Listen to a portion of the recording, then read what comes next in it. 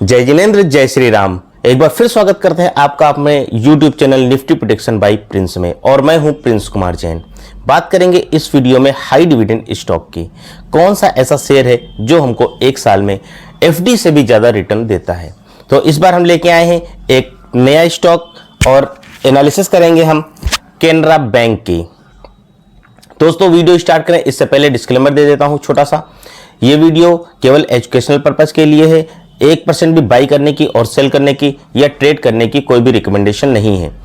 केवल एनालिसिस के लिए ये वीडियो बनाई जा रही है। जो लेवल आपको दिए जा रहे हैं वो एनालिसिस करके ही आप ट्रेड प्लान करें। केनरा बैंक जो कि इस समय ट्रेड हो रहा है, जिसका करंट मार्केट प्राइस है वो 118 रुपए के नियर अबाउट, और इसको हमें बाई करना होता है डिप पे। जो कि हमारी एनालिसिस होती है, ये एक लार्ज कैप कंपनी है और इसका मार्केट कैप है लगभग 1 लाख करोड़ के नियर अबाउट। दोस्तों हम बात करें केनरा बैंक के फंडामेंटल के बारे में, क्योंकि ये सब पोजिशनल शेयर्स होते हैं, इनको हमें बाई करके पोजिशनल रखना होता है लॉन्ग टर्म के हिसाब से। तो इसलिए हम इसके फंडामेंटल को चेक करते हैं और फर्स्ट हम चेक करते हैं कि मार्केट कैप ये कौन सी कंपनी है। तो हमने देखा है कि ये लार्ज कैप कंपनी है जिसका मार्केट कैप आ रहा है नियर अबाउट 1 लाख करोड़, ठीक है। और यह पिछले 3 साल से अच्छा परफॉर्मेंस कर रही है। इसका रेवेन्यू पिछले 3 साल से लगातार हाई जा रहा है और इसकी नेट इनकम भी पिछले 3 साल से लगातार अप जा रही है। और ये फाइनेंशियल सेक्टर की कंपनी है और ये जो सर्विस दे रही है ये बैंकिंग सेक्टर की सर्विस दे रही है।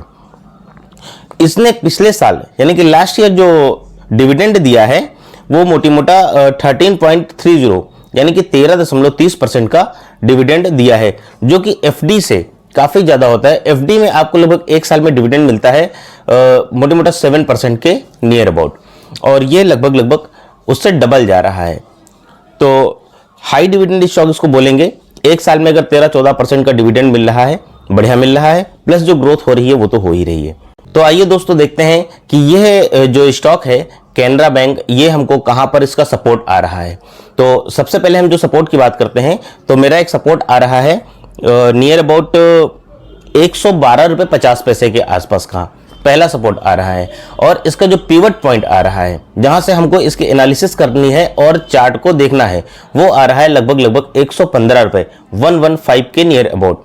जब ये स्टॉक 115 रुपए के आसपास आए तो वहां से हमको चार्ट ग्राफ की स्टडी स्टार्ट हो जाती है, और इसका पहला सपोर्ट 112 रुपए 50 पैसे जब आए तो हम इसमें बाई की पोजीशन बना सकते हैं। मैं एक बार फिर से बता दूं कि यहां पर बाई करने की या सेल करने की 1% भी रिकमेंडेशन नहीं है।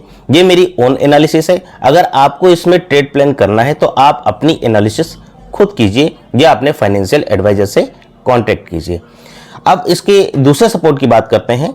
इसका जो दूसरा सपोर्ट आ रहा है वो आ रहा है लगभग 106.50 यानी कि 106 रुपए 50 पैसे के आसपास इसका दूसरा सपोर्ट आ रहा है। दोस्तों मैं इस स्टॉक को हमेशा बाई ऑन डिप की स्ट्रेटजी से यूज करता हूं। ये मेरी खुद की अपनी एनालिसिस होती है। मैं हमेशा बाई ऑन डिप की स्ट्रेटजी ही यूज करता हूं, और जब स्टॉक डिप पे जाता है तभी मैं बाई करता हूं। इसलिए मैं अपने जो एनालिसिस है वो बता रहा हूं कि इस शेयर में भी बाई ऑन डिप की स्ट्रेटजी के अकॉर्डिंग जब भी ये 115 या 112 के नियर अबाउट आए तब आप एक बार बाई की पोजीशन बना सकते हैं और इसको लॉन्ग टर्म के लिए रख सकते हैं। लॉन्ग टर्म में बैंकिंग सेक्टर का जो स्टॉक है वो आपको काफी डिविडेंड दे सकता है और प्रॉफिटेबल हो सकता है। आपके पोर्टफोलियो को प्रॉफिटेबल बनाने के लिए इस तरीके के बैंकिंग सेक्टर और फाइनेंशियल सेक्टर, इस टाइप की सर्विसेज के जो स्टॉक होते हैं वो काफी ज्यादा आपके पोर्टफोलियो को प्रॉफिटेबल बनाते हैं। मिलते हैं किसी और वीडियो में, तब तक के लिए जय जिनेंद्र।